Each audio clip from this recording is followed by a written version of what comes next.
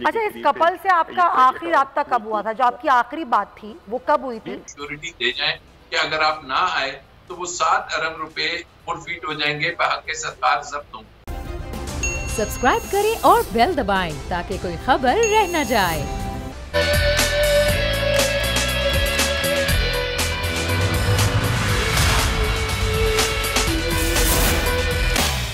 बिस्मिल्लाहिर्रहमानिर्रहीम, अस्सलाम वालेकुम। प्रोग्राम में मैं सुमैया रिजवान आपको वेलकम कहती हूँ। नाज़रीन, पाकिस्तान मुस्लिम लीग नून के अरकान पार्लियामेंट की तरफ से उनकी जमात के कायद मियाँ नवाज शरीफ की वतन वापसी के मुतज़ाद दावों के बाद अब पाकिस्तान तहरीक इंसाफ की हुकूमत ने कौमी असम्बली में कायदे हिज़्ब इख्तिलाफ मियाँ शहबाज शरीफ के खिलाफ कानूनी कार्रवाई का फैसला कर लिया है। साबिक़ वज़ीर आज़म नवाज शरीफ को इलाज की गर्ज से लंदन भेजे जाने के अदालती फैसले में शहबाज शरीफ की जानिब से एक बयान हल्फी जमा कराया गया था, जिसमें उन्होंने अपने भाई की पाकिस्तान वापसी से मुतालिक जमानत दी थी। वफाकी वज़ीर इत्तलात फवाद चौधरी के मुताबिक शहबाज शरीफ ने जमानत दी थी कि वो 4 हफ्तों के बाद अपने भाई को वतन वापस लेकर आएंगे, और क्योंकि ऐसा नहीं हुआ इसीलिए हुकूमत उनके खिलाफ लाहौर हाई कोर्ट में दरख्वास्त दायर करेगी। जबकि दूसरी जानिब साबिक़ वज़ीर आज़म नवाज शरीफ की वतन वापसी के मामले पर अटॉर्नी जनरल ने पंजाब हुकूमत को एक ख़त लिखा है। इस खत में नवाज शरीफ की मेडिकल रिपोर्ट्स पर माहिराना राय पंजाब तलब की गई है और माहिरीन की आरा की रोशनी में ही नवाज शरीफ की वापसी से मुतालिक आइंदा का लाएअमल बनाया जाएगा। जरा ये कहते हैं कि अगर तिब्बी माहिरीन ने नवाज शरीफ की सेहत बेहतर करार दी तो उनके मुआलिज से राबता किया जाएगा।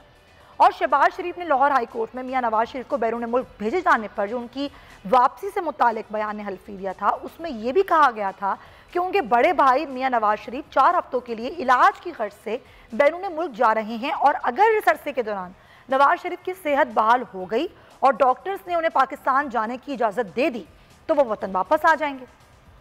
उसके अलावा इस बयान हल्फी में यह भी कहा गया था कि इस अरसे के दौरान मियाँ नवाज शरीफ की medical reports London high commission की मुसद्दिक़ा तस्दीक के बाद हाई कोर्ट के रजिस्ट्रार को भेजी जाएंगी, और अगर कभी वफाकी हुकूमत के पास मुसद्दिक़ा इत्तलात हों कि मियाँ नवाज शरीफ सेहतमंद होने के बावजूद लंदन में मुकीम है, तो बरतानिया में मुकीम पाकिस्तानी हाई कमीशन का कोई भी एहलकार इस ज़मीन में मियाँ नवाज शरीफ के मुआलिज से मिलकर उनकी सेहत के बारे में दरियाफ्त कर सकता है। और हुकूमत ने शहबाज शरीफ के खिलाफ अब कानूनी कार्रवाई का फैसला तो कर लिया है, मगर इस बयान हल्फी की मौजूदा कानूनी हैसियत क्या है? क्या वाकई अब हुकूमत अदालत से रुजू करके शहबाज शरीफ के खिलाफ कोई कानूनी कार्रवाई का आगाज़ कर सकती है? क्या मौजूदा हुकूमत के पास नवाज शरीफ की सेहत याबी से मुतालिक कोई ठोस सबूत मौजूद हैं? अदालती तारीख में ऐसी कोई मिसाल नहीं कि कोई मुजरिम बैरून मुल्क फरार हो जाए तो उसका जमानती उसकी जगह कैद काटेगा, लेकिन अदालत में गलत बयान हल्फी जमा करवाना एक काबिल सज़ा जुर्म है, जिसमें 6 माह कैद और जुर्माने की सज़ा हो सकती है। लेकिन क्या आर्टिकल 63 का इतलाक हो सकता है, जिसका इंदिया हुकूमत दे रही है? और एक और डेवलपमेंट वो ये है कि अब सुप्रीम कोर्ट में साबिक़ वज़ीर आज़म मियाँ नवाज शरीफ उनकी ताहयात नाअहली ख़त्म करने के लिए भी एक दरख्वास्त कल दायर की गई है। तो अब क्या कॉन्सिक्वेंसेस हो सकते हैं, और इन तमाम तर जो कानूनी कार्रवाइयाँ हैं इस पर आगे आने वाला जो सियासी मंजरनामा है वो कैसा बन सकता है? क्योंकि कई दफ़ा हमने देखा कि डील की खबरें भी सरगर्म हुई, फिर वो खबरें भी दम तोड़ गईं, और खुद DGISPR ने इसकी तरदीद की, और उसके बाद फिर ये सारी बातें कि मियाँ साहब आना चाहते हैं, हुकूमत कह रही है उनको लाना चाहते हैं, लेकिन इन ख्वाहिशात में जो कानूनी नुक्ता नज़र है वो कहाँ खड़ा है, इस पर मैं आज के प्रोग्राम में बात करूंगी। हमारे मेहमान ज्वाइन कर रहे हैं, मुझे कराची स्टूडियो से ज्वाइन कर रहे हैं सीनियर सहाफ़ी हैं, कार हैं, एडिटर इन चीफ हैं बोर्ड न्यूज़ के नज़ीर लगारी साहब, उनको हम वेलकम कहेंगे, और राजा आमिर अब्बास साहब भी हमें थोड़ी ही देर बाद ज्वाइन कर लेंगे, उनसे भी हम बात करेंगे। लेकिन पहले लगारी साहब, जब हम बातें करते हैं कि अब अगला साल जैसे कि इलेक्शन का साल है, मियाँ साहब वापस आएंगे नहीं आएंगे, इस सारी बहस में क्योंकि वो एक मुजरिम है, उनको सज़ा हो चुकी है, अब गो कि उनकी तायात नाअहली ख़त्म कराने के लिए एक दरख्वास्त सुप्रीम कोर्ट में एहसन बून साहब ने दायर तो की है, लेकिन इन तमाम तर सूरत हाल में अगर मियाँ साहब किसी भी सूरत में वापस आते हैं या उनको लाया जाता है तो सियासी मंजरनामा क्या बनेगा, और ख़ुद मुस्लिम लीग नून की पोजीशन कितनी मजबूत हो जाएगी? एक तो बहुत दिलचस्प सूरत हाल है। हम इस पर बहुत बात करते रहे हैं।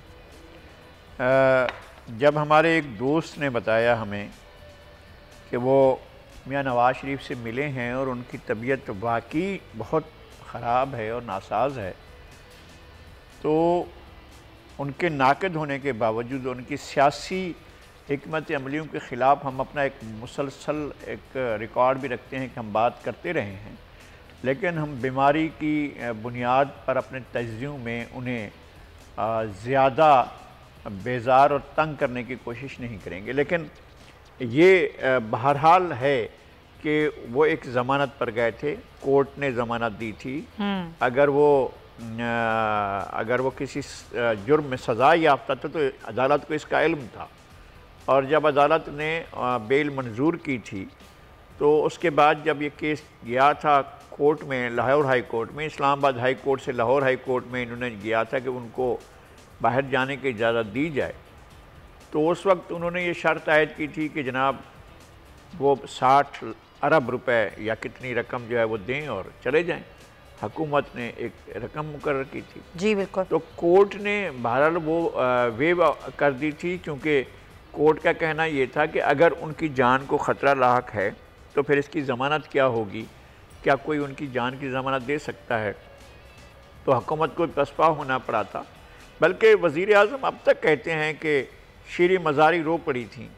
वो ये भी उनके इल्म में है कि डॉक्टर फैसल जो इस वक्त उनके मुशीर हैं और पंजाब की सूबाई वज़ीर डॉक्टर यास्मीन राशिद ने उनकी सेहत के बारे में रिपोर्टें दी थीं। अब ये रिपोर्टें होते हुए और इनके होते हुए किसी ने भी ज़मानत दे दी, उनके भाई ने दे दी, किसी और ने दे दी, और कोर्ट ने जितनी ज़मानत की डिमांड की और लगाई साहब वो सारी रिपोर्ट भी तो पंजाब हुकूमत की मुरतब करदा थी जो कि गई थी, और उसके बाद ये सारी चीज़ें आगे बढ़ी। आपने बिल्कुल सही कहा। कर रहा हूँ कि जब ये सब कुछ हुआ और पंजाब हुकूमत, यही उस्मान बुज़दार साहब थे, यही उनकी हुकूमत थी, यही उनके वज़रा थे जो उनके जाने के लिए रास्ते हमवार कर रहे थे।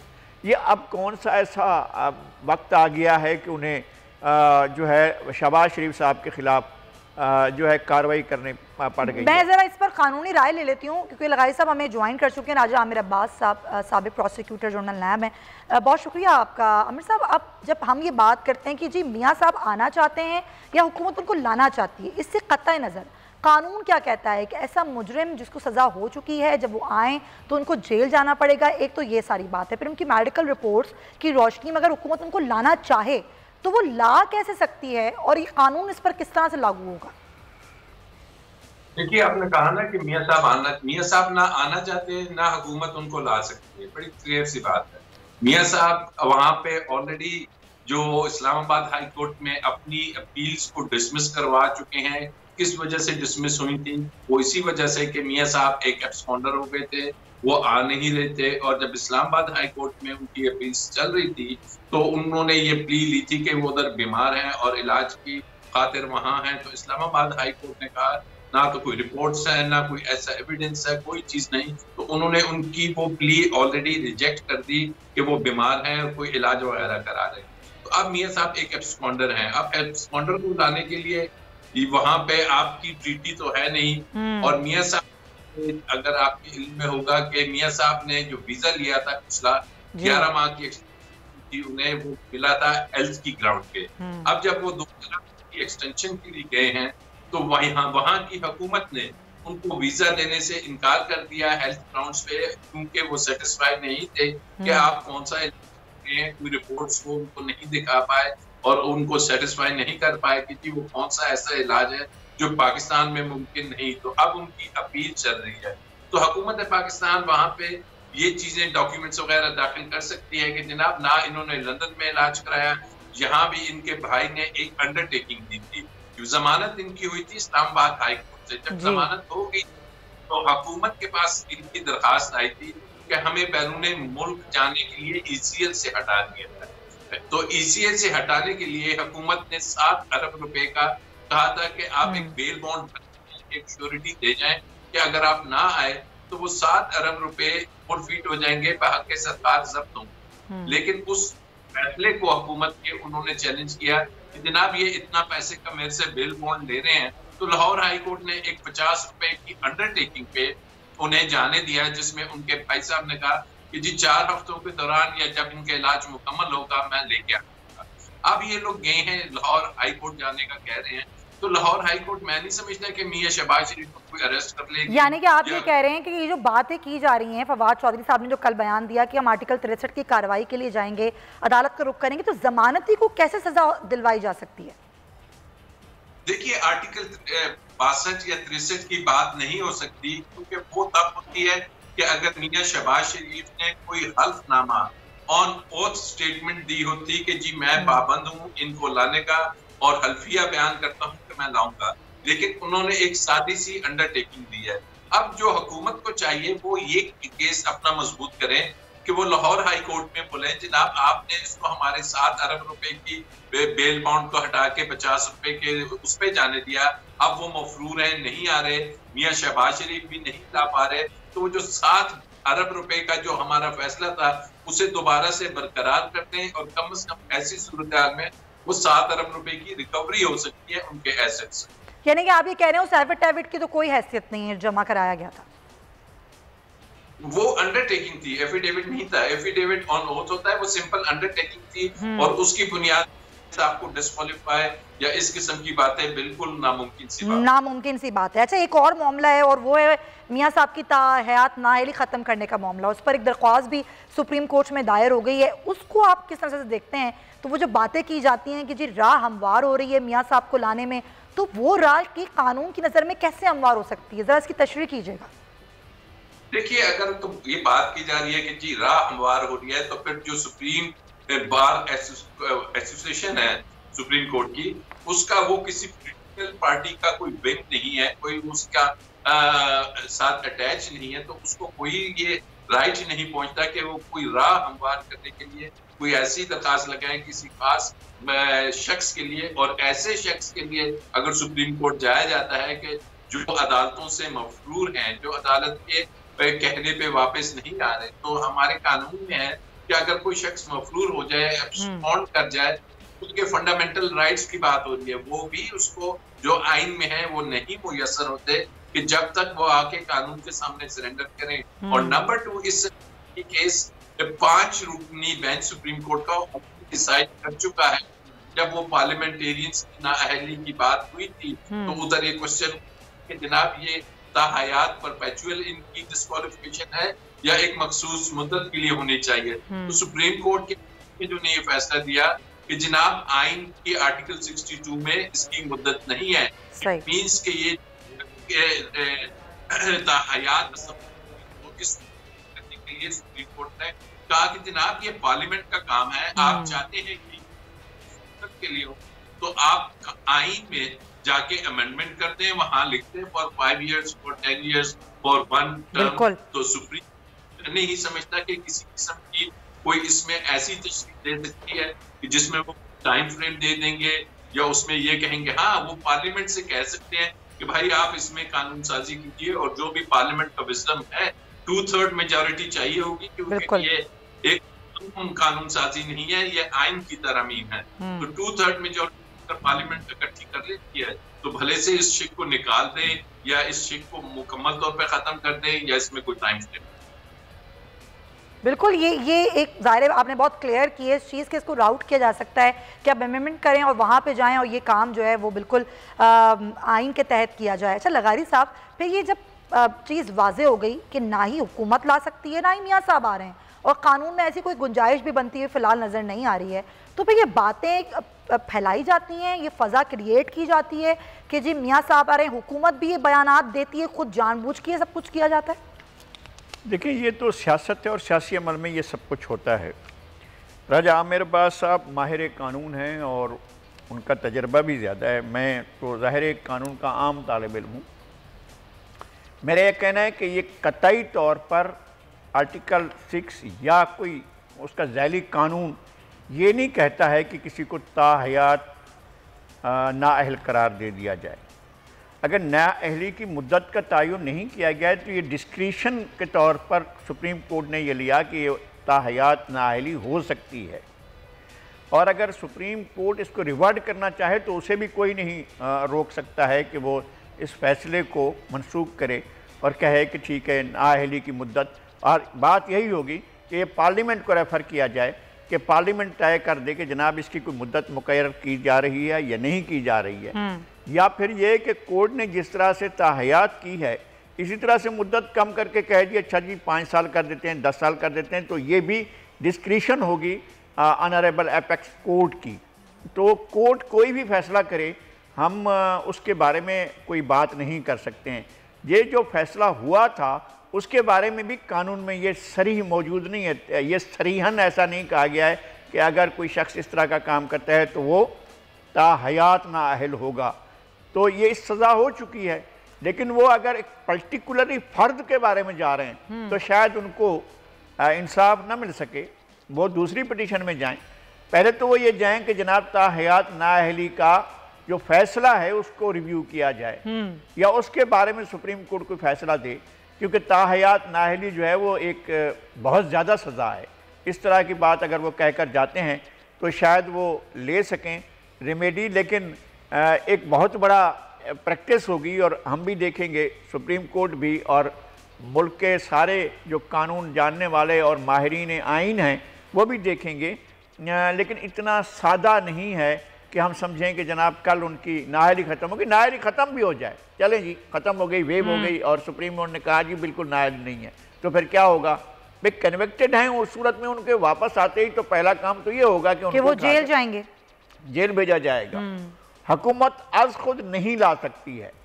अभी उनका मामला लंदन में वहाँ की आला अदालत में मौजूद है कि जिस पर उन्हें उनके वीज़े की मुद्दत ख़त्म होने पर उनको बाहर निकालने की बात की गई है।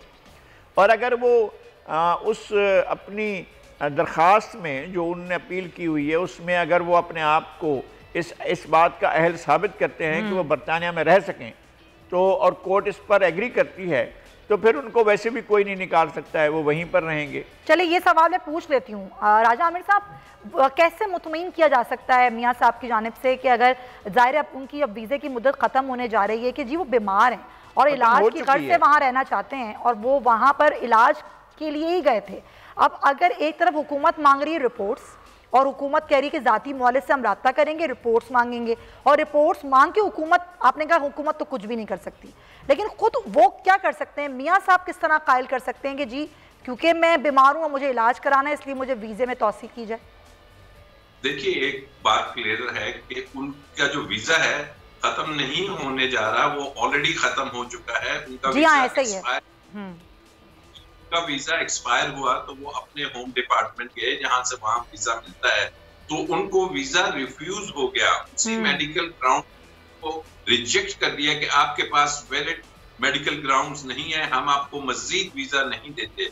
तो बरतानिया में ये है कि अगर आपका वीजा रिजेक्ट होता है तो आप उसके खिलाफ एक अपील कर सकते हैं, एक ट्रिब्यूनल कर सकते हैं। इस वक्त उन्होंने अपील की और ट्रिब्यूनल में कहे कि जनाब मुझे यहाँ रहने की एक्सटेंशन दी जाए, जो कि नॉर्मली ये होता है कि जब नीचे का ऑफिस रिजेक्ट कर देता है तो उन्हें बड़े ठोस किस्म के शवाहिद अब देने होंगे कि जनाब ये है वो बीमारी, ये है वो डॉक्यूमेंट्स, ये है वो रिपोर्टें जिनकी बुनियाद पे ना मैं सफर कर सकता हूँ, ना इनका पाकिस्तान में इलाज मुमकिन है, और यहाँ पे मैंने पिछले 2 साल से कौन कौन सी ट्रीटमेंट्स कराई हैं। बज़ाहिर ना तो उन्होंने कोई इलाज कराया है, ना हमें कहीं नजर आया कि उनकी कोई रिपोर्ट्स और टेस्ट वगैरह हुए हैं।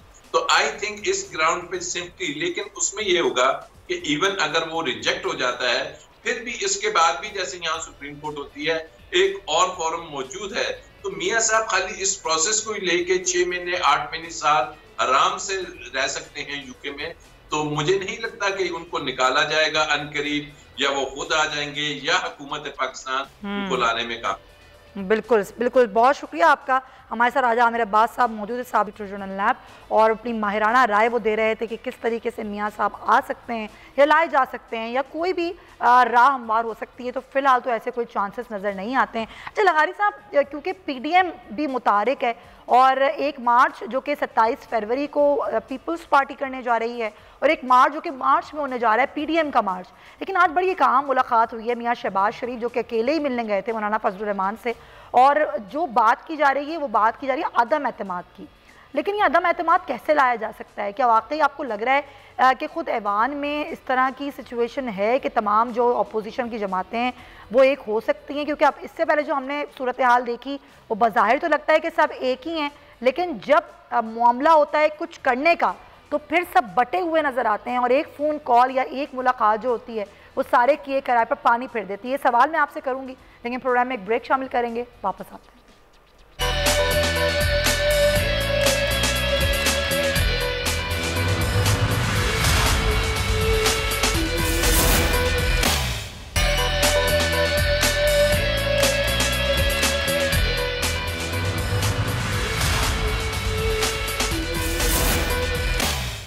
Welcome back to the show. और ब्रेक पर जाने से पहले एक सवाल लगारी साहब के लिए मैं छोड़ के गई थी। लगारी साहब, आपको क्या लग रहा है ये मुलाकातें, ये धरने, ये लॉन्ग मार्च और ख़ास तौर पे जब अदम एतमाद की बात करते हैं या फिर बिल्स रोकने की बात करते हैं तो ऐवान में सिचुएशन अलग नज़र आती है। आज भी हमने देखा कोरम पूरा ना होने पर मुस्लिम लीग नून के अपने ही लोग अपने लोगों पे बरस रहे थे कि जी आप कैसे रोकेंगे मिनी बजट को जो आपका कोरम पूरा नहीं होता है। आप लोग राब्ते में हैं हुकूमत से, हुकूमत या अरकान से आप लोग राब्ते में, तो आपको लग रहा है कि ये जो मुलाकात आज हुई है शहबाज शरीफ की मौलाना फजलुर रहमान की, ये कोई रंग लाएगी? मेरे ख्याल में ये यही रंग लाएगी कि हुकूमत की कानून साजी में या ये ट्रेजरी बिल मंजूर कराने में या मिनी बजट मंजूर कराने में माजी में जिस तरह से अपोजिशन ने साथ दिया है हुकूमत का गालियां खाने के बावजूद, इस मर्तबा भी यही प्रैक्टिस दोहराई जाएगी। और ये जो आनियाँ जानियाँ हैं इनसे कोई फ़र्क नहीं पड़ेगा। मुझे लगता है कि बहुत मजबूत किले पर हैं इमरान खान कि अगर उनके लोग, उनके करीबी साथी इनको बाकायदा गालियां भी दें और ये तक कहें कि अपोजिशन वाले शैतान हैं और बाकायदा यानी बरमौका ये कहें, इधर सुप्रीम कोर्ट का फैसला आया कि आर्मी एक्ट में जो तरामीम की जाएंगी तो उन्होंने कहा हम इनके पास नहीं जाएंगे। वज़ीर आज़म के एक बहुत करीबी साथी ने कहा नहीं जाएंगे, ये तो शैतान है, हम इनके पास नहीं जाएंगे। फिर वो नहीं गए। अपोजिशन आज खुद उधर लंदन से एक फरमान आया और अपोजिशन भाग कर चली गई और इधर से यहाँ से पाकिस्तान में जो है नवीद कमर साहब के पास एक पैगाम आया और ये सारे के सारे चले गए और जाकर इन्होंने वो बिल मंजूर किया। फिर उसके बाद मैं एक बात समझता हूँ कि अगर जनाब यूसुफ रज़ा गिलानी सेनेटर मुंतखब हो सकते हैं कौमी असम्बली से, जी हाँ, तो फिर कुछ भी हो सकता है अगर अपोजिशन करना चाहे। इसका मतलब ये हुआ कि अपोजिशन करना नहीं चाहती है। ऑपोजिशन उस तरह की ऑपोजिशन कर ही नहीं रही है और इस तरह की इमरान खान साहब कभी ऑपोजिशन किया करते थे। ये आपने बिल्कुल दुरुस्त कहा लगारी साहब, पॉइंट टेकन। तो आप भी यही कह रहे हैं कि लग कुछ नहीं रहा कि कुछ हो पाएगा, क्योंकि बज़ाहिर अगर करना चाहें तो बहुत कुछ कर सकती है लेकिन ऑपोजिशन करना ही नहीं चाहती। आगे बढ़ते हैं। एक और खबर जो कि बड़ी एक हैरान कुन तौर पर सामने आई। आपको याद होगा कि पिछले साल जुलाई में इस्लामाबाद का इलाका था E11, जहाँ पर एक जोड़े को हिरासत करने का मामला और एक फुटेज, एक वीडियो जो कि वायरल हुई सोशल मीडिया पर, और फिर उसके बाद इसका नोटिस लिया, खुद वज़ीर आज़म ने इसका नोटिस लिया और उसमें एक उस्मान मिर्ज़ा नामी शख्स सामने आया जिसने जोड़े को हिरासत किया और उसके बाद उसको गिरफ्तार भी कर लिया गया। अब इसकी सारी कार्रवाई आगे बढ़ रही थी और बड़ी अच्छी तरीके से बढ़ रही थी, लेकिन अचानक ही मुतासरा लड़की ने अपना बयान बदल दिया और उसने ये कहा कि ये लोग जो गिरफ्तार हैं मैं इनको नहीं जानती, और उसने एक बयान हल्फी जमा कराया। उसमें ये लिखा गया है कि मुझ पर कोई दबाव नहीं है, ना ही वो शख्स है जो गिरफ्तार, इसमें मेरी वीडियो बनाई, और ना ही ये वो लोग हैं जिन्होंने मुझे हिरासत किया। तो ये हुआ क्या अचानक और ये किस तरीके से बयान बदला गया और ये इस बयान जो जमा कराया गया है उसमें क्या कहा गया? हमारे नुमाइंदे नईम असगर हमारे साथ हैं जो कि इस पूरी स्टोरी को फॉलोअप कर भी रहे हैं, मुसलसल उनसे बात करते हैं। नईम, क्या हुआ? ये अचानक से उस्मान मिर्ज़ा केस जो कि हाई प्रोफाइल केस था, वज़ीर आज़म ने इसका नोटिस लिया था, ये केस चल रहा था, ये मुतासरा लड़की अपने बयान से ही मुकर गई। जी शुक्रिया सुमैया, आपने बहुत अच्छा पॉइंट ये उठाया कि ये अनएक्सपेक्टेड हुआ। ये बहुत हाइप थी इस केस को, वज़ीर आज़म ने भी इसका नोटिस लिया हुआ था और एक्सपेक्ट नहीं कर रहे थे लोग भी, हम भी ये एक्सपेक्ट कर रहे थे कि इस केस को मिसाल बनाया जाएगा। लेकिन हुआ कुछ इस तरह के हम उस रोज़ इंतज़ार कर रहे थे कि जब अब इस केस में 14 गवाहान जो हैं उनके बयानात रिकॉर्ड हो चुके हैं और इस्लामाबाद हाई कोर्ट की वाज़े डायरेक्शन थी कि इनके इस केस को टाइमली इसको कंक्लूड किया जाए। 2 माह का टाइम दिया गया, उसमें गवाहों के बयानात हुए, जगह हुई और अब सिर्फ ये दोनों एक लड़का और लड़की रहते थे जो मुतासरीन थे, जबकि एक आईओ रहता है तफ्तीशी अफसर। तो जब हम लोग एक्सपेक्ट कर रहे थे कि ये जल्द अब इस केस का फैसला आने वाला है और एडिशनल सेशन जज अतार अब्बानी जो इस केस को सुन रहे हैं वो भी बड़ी तनदही से इस केस को लेकर चल रहे थे। अचानक से हुआ इस तरह कि जिस दिन इनका बयान रिकॉर्ड होना था मुतासरा लड़की और लड़के का, तो समाअत शुरू हुई और दोनों जो थे जो विक्टिम हैं ये नहीं थे प्रोसिक्यूशन के, ये बेसिकली प्रोसिक्यूशन के गवाह थे। ये पेश नहीं हुए। अच्छा। वेट किया गया, एक दफ़ा वेट किया गया, दूसरी दफ़ा वेट किया गया, और फिर कुछ देर के बाद दोपहर के बाद अचानक से ये लोग पेश होते हैं। इनके साथ आते ही ये अपने नए वकील साहब का बताते हैं कि हमने एक नया वकील किया है, और उसका उनका वकालतनामा जमा करवाते हैं। उसके बाद ये लोग अपना जो 2 स्टाम्प पेपर देते हैं जिनमें ये मौक़िफ़ इख्तियार किया जाता है कि हम इन मुल्ज़मान को जानते ही नहीं। मतलब ये लोग अपने बयान से इसको जो टेक्निकल लैंग्वेज है, अदालती लैंग्वेज, इसमें कहा जाता है कि होस्टाइल हो गए। वकला जो थे प्रोसिक्यूशन के विटनेस जो हैं वो होस्टाइल हो गए। जिसके बाद जब इन्होंने ये जमा करवाया, उसके बाद फिर इनके ऊपर जिरा हुई, प्रोसिक्यूटर ने इनके ऊपर जिरा की, और जब इन्हें दिखाया गया, क्योंकि इससे पहले ये जो दोनों लड़की और लड़का हैं ये मजिस्ट्रेट के सामने 164 का बयान रिकॉर्ड करवा चुके हैं। उसके बाद ये सारी सूरत हाल आई है, और अब खबर ये भी है कि अब हुकूमत खुद पैरवी करेगी। अब आखिर हुकूमत ने फैसला किया है एक इजलास में कि अब आगे खुद हुकूमत इस तमाम तर केस की पैरवी करेगी, क्योंकि वीडियोस मौजूद हैं, वीडियो एविडेंस मौजूद हों, तो फिर कैसे इससे पीछे हटा जा सकता है, इसकी क्या सूरत हाल रहती है, इसके ऊपर हम बात करेंगे। एडवोकेट हसन हमारे साथ मौजूद हैं जो साबिक वकील हैं उस्मान मिर्जा केस के। सबसे पहले तो हसन साहब मुझे ये बताइएगा कि अचानक आप भी तब्दील हो जाते हैं और बयान भी तब्दील हो जाता है, ये हुआ क्या मामला क्या हुआ? ये सब परेशान है इसको देख के।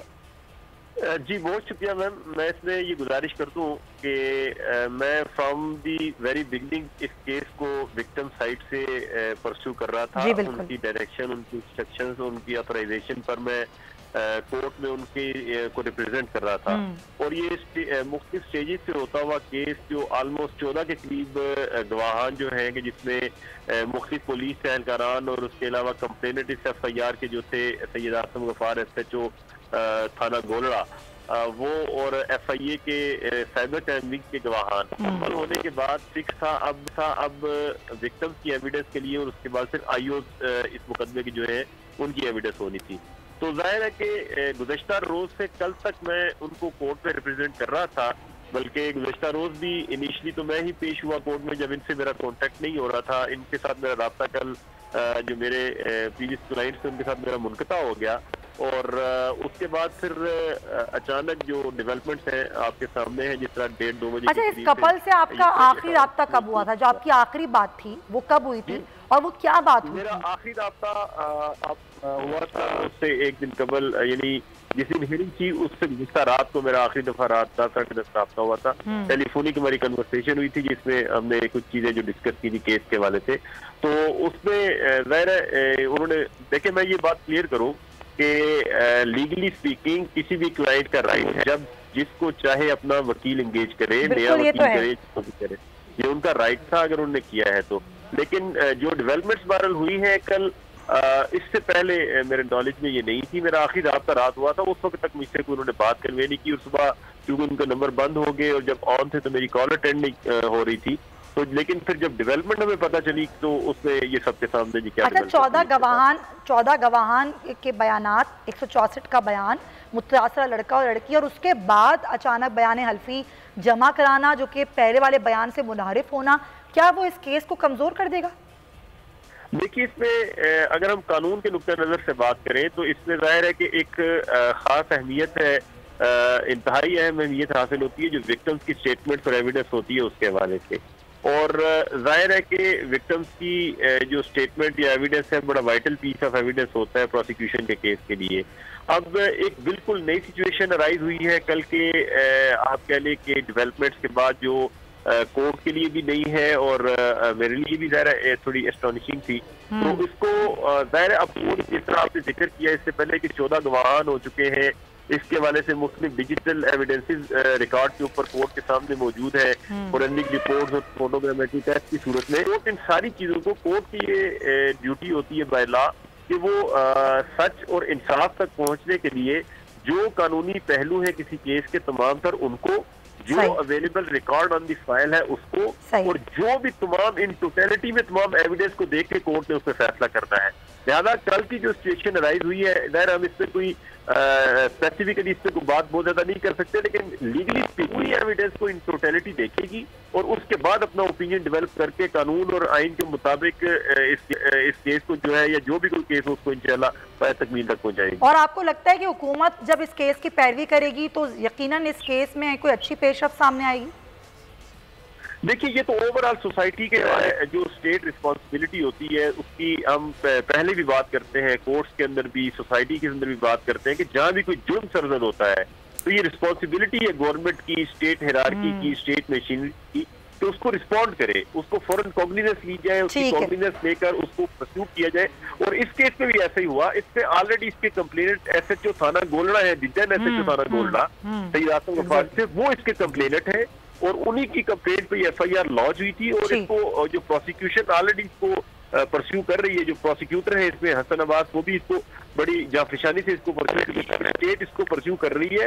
और जाहिर है कि ये केस अभी खत्म नहीं हुआ, कोर्ट ने नेक्स्ट डेट पे दोबारा तलब किया। 18 जनवरी को दोबारा ये हियरिंग है इसकी, फिर देखना है कि क्या होता है। बहुत शुक्रिया आपका, हसन साहब हमारे साथ मौजूद थे।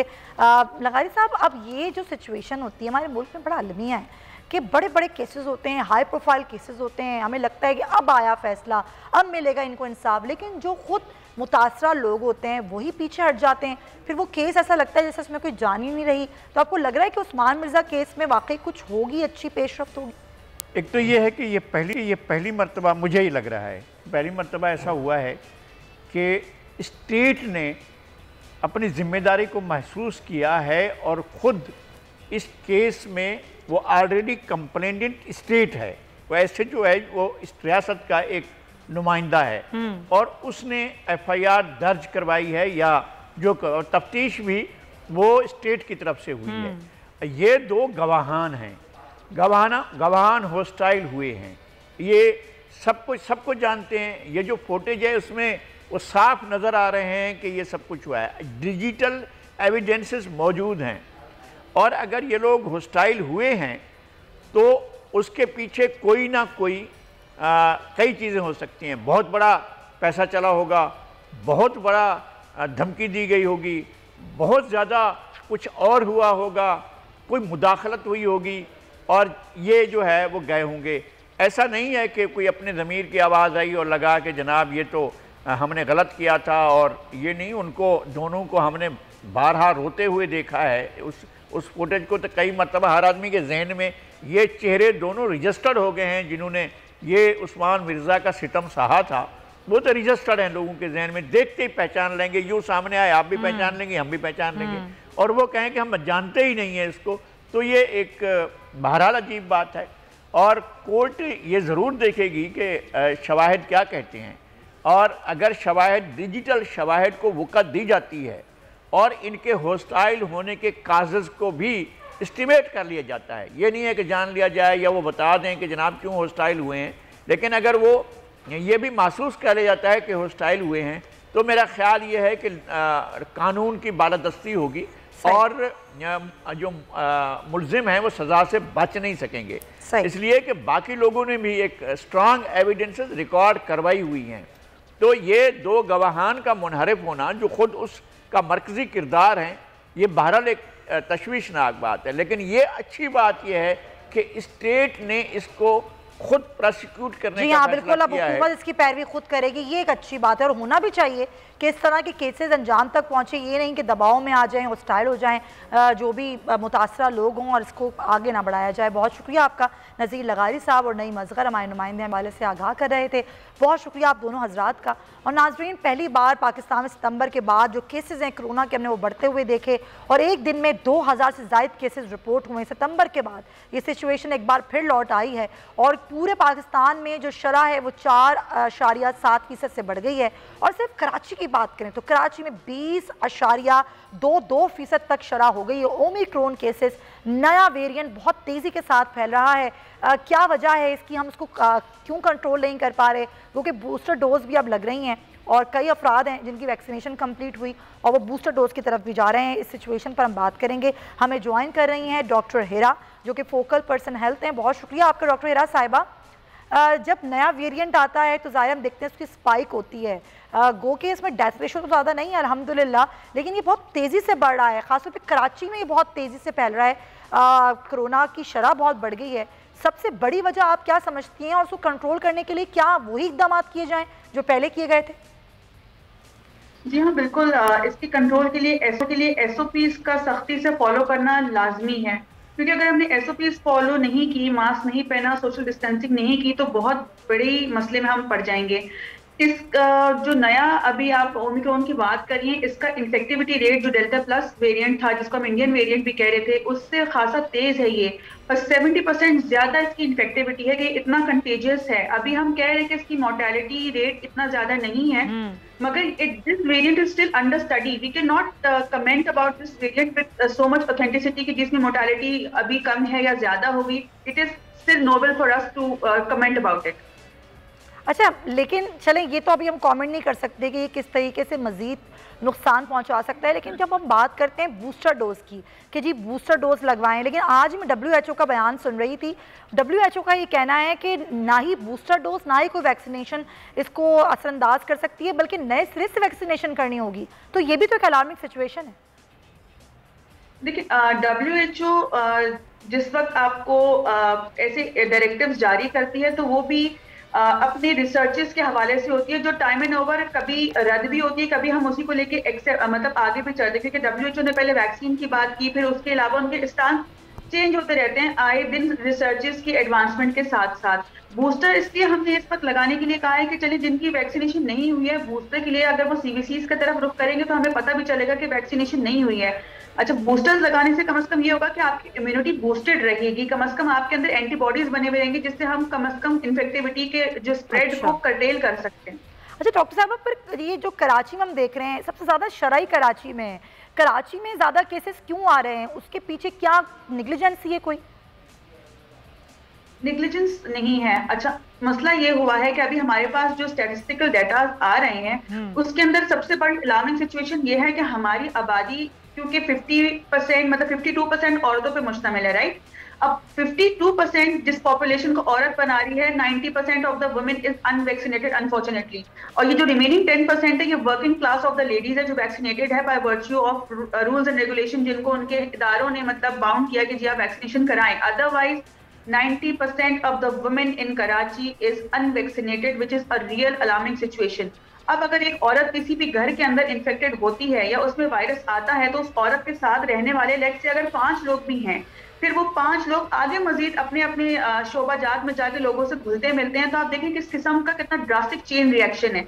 तो सबसे बड़ी अलार्मिंग सिचुएशन ये है। देन स्कूल वैक्सीनेशन की तरफ से हमें थोड़ी अलार्मिंग सिचुएशन ये है कि हमें रिलक्टेंसी मिल रही है पेरेंट्स की तरफ से जो बच्चों को वैक्सीनेट नहीं करवाने जा रहे हैं। तो इन खवातीन और बच्चों को वैक्सीनेट करने के हवाले से हुकूमत क्या इक़दाम कर रही है? इस वक्त हमें कल ही मिनिस्टर हेल्थ साहबा की बहुत ही कोई हंगामी हमारी मतलब मीटिंग हुई है सबकी सब मतलब डिस्ट्रिक्ट लेवल के ऊपर, डिस्ट्रिक्ट एडमिनिस्ट्रेशन, हेल्थ एडमिनिस्ट्रेशन को जिसमें उन्होंने इन्वॉल्व किया। तो उसके अंदर हमें क्लियर डायरेक्टिव्स हैं कि जी स्कूल्स को आपने फौरन बुलजा हिट करना है कि हर स्कूल को स्वाइप आउट करना है कि इतनी तेजी से वैक्सीनेशन का अमल यहाँ करना है। दूसरा, हमें होम टू होम कैंपेन की औरतों की फैसिलिटेशन के लिए कहा गया है कि डोर टू डोर कैंपेन करें। जिस तरह का पोलियो की वैक्सीनेशन होती है कि घर घर जाके खतरे फैलाए जाते हैं, इसी तरह घर घर जाके अब कोविड वैक्सीनेशन की मुहिम हम शुरू करने जा रहे हैं, ताकि जो औरत घर से नहीं निकल पाती किसी भी मजबूरी की वजह से, तो हम उसको वैक्सीनेट कर पाएं। अच्छा, आप ज़ाहिर जिस तरह रोज़ाना की बुनियाद पर मीटिंग्स भी हो रही हैं, इजलास हो रहे हैं आप लोगों के, तो क्या इस बात पर भी गौर किया जा रहा है कि अगर शरह बढ़ी या केसेस मजीद बढ़े तो क्या स्कूल्स को बंद किया जा सकता है और मजीद क्या लॉकडाउन की जानिब हुकूमत जा सकती है? देखिए, फिलहाल हुकूमत की तरफ से ऐसी कोई डायरेक्टिव्स नहीं है। पहले स्मार्ट लॉकडाउन तो हम ऑलरेडी लगा चुके हैं, आप देख चुके हैं गुलशन के अंदर लग चुका है ऑलरेडी, जो आपका डिस्ट्रिक्ट ईस्ट है, डिस्ट्रिक्ट सेंट्रल के अंदर 2 जगह पे माइक्रो स्मार्ट लॉकडाउन ऑलरेडी हम लगा चुके हैं, जहाँ पे ओमिक्रॉन वेरिएंट्स हमें मिल रहे हैं। और उसके अलावा हॉटस्पॉट एरिया जहाँ पे पॉजिटिविटी रेट ज्यादा है, वहाँ पे हम ऑलरेडी माइक्रो स्मार्ट लॉकडाउन की तरफ हैं।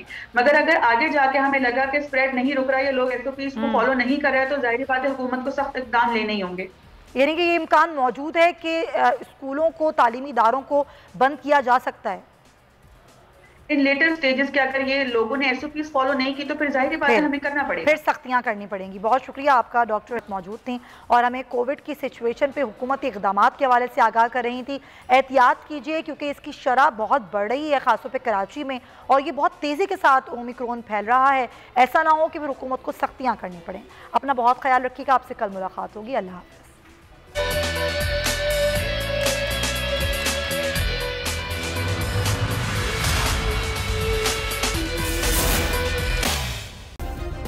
सब्सक्राइब करें और बेल दबाएं ताकि कोई खबर रह न जाए।